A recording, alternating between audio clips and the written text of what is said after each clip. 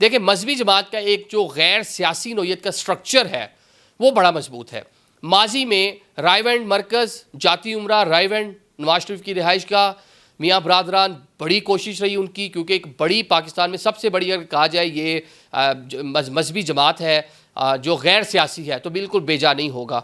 मतलब उनका काम तबलीग करना है। दुनिया भर में लोग आपको नज़र आएंगे, पाकिस्तान के तूलो अर्ज़ में लोग आपको तबलीग करते हुए, 6 रोज़ा, चिल्ला, 10 रोज़ा जो भी होते हैं इनको लगाते हुए नज़र आएंगे।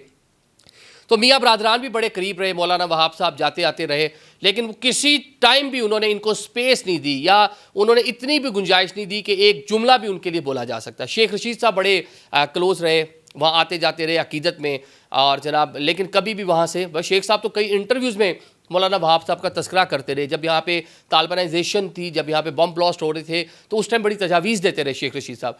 तो मतलब उन्होंने अपने आप को गैर सियासी रखा, बिल्कुल किसी भी सियासी मामले में नहीं पड़े। मौलाना पे सबसे बड़ा जो जमात को कह लें कि तहफ़्फ़ुज़ात रहे, वो मौलाना की सियासी एफिलिएशन और उस नोयत के बयानात थे।